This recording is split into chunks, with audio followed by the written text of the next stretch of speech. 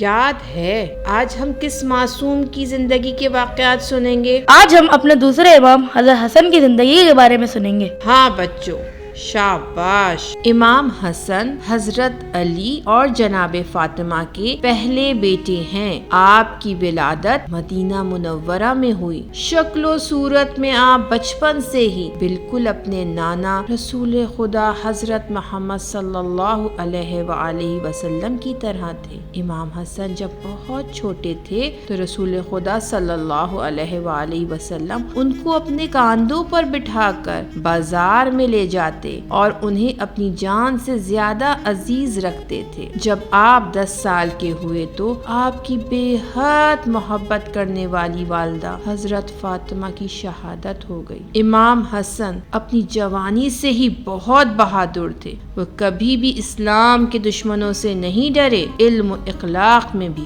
آپ جیسا کوئی نہ تھا۔ آپ سب لوگوں سے بہت پیار سے پیش آتے تھے۔ غریبوں اور فقیروں کے لیے آپ کا دسترخوان ہمیشہ بچھا رہتا تھا۔ آپ اپنے والد حضرت علی کی طرح راتوں کو یتیم بچوں کے لیے ان کے گھروں پر غذا اور لباس پہنچایا کرتے تھے۔ اس کے علاوہ امام حسن طالب علموں کی مدد بھی کیا کرتے تھے اور انہیں جو بات سمجھ نہیں آتی تھی سمجھا دیا کرتے تھے۔ جب لوگ امام حسن کے ان نیک کاموں اور لوگوں سے ان کے پیار و محبت کو دیکھتے تو وہ اہل بیت سے اور زیادہ محبت کرنے لگتے۔ بچوں، حضرت علی کی شہادت کے بعد امام حسن کو امامت ملی، لیکن جو لوگ ہمارے پہلے امام کے دشمن تھے وہی امام حسن کے بھی دشمن بن گئے۔ امام حسن اپنے نانا رسول خدا صلی اللہ علیہ وآلہ وسلم اور بابا حضرت علی کی طرح اپنے دشمنوں کو نصیحت کرتے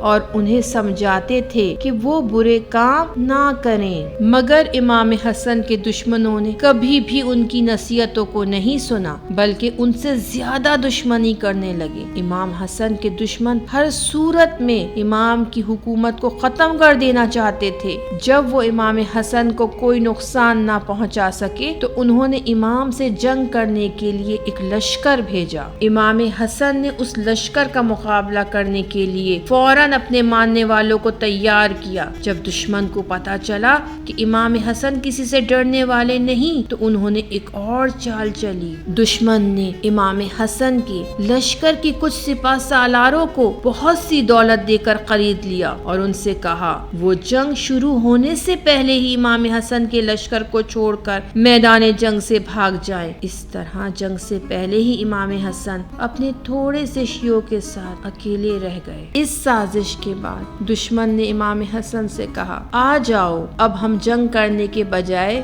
صلح کر لیتے ہیں۔ امام نے اسلام اور مسلمانوں کو بچانے کے لیے صلح قبول کر لی، لیکن اس صلح نامے میں آپ نے ایسی شرائط رکھی جس سے دین اسلام کو فائدہ پہنچے اور دشمن کی سازش ایک بار پھر ناکام ہو جائے۔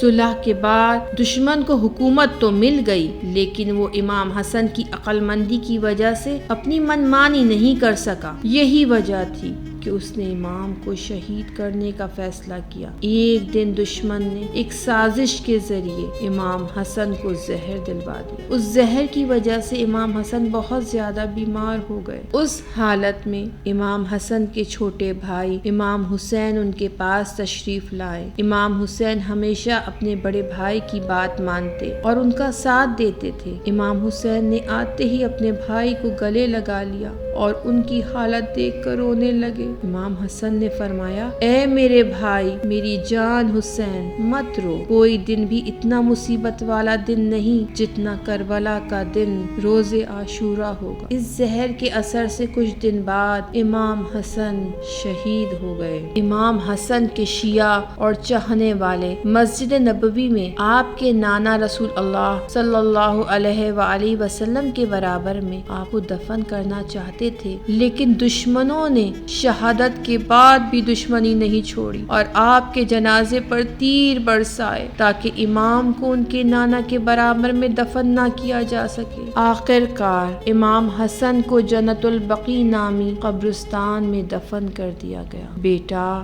ہمارے معصوم اماموں نے یہ دین بہت تکلیفوں سے بچایا ہے، کبھی بھی اس دین پر عمل کرنے میں سستی نہ کرنا اور ہمیشہ اس سے محبت کرتے رہنا۔ بالکل نہیں دادی جان، ہم اس دین کو اپنی جان سے بھی زیادہ عزیز رکھیں گے۔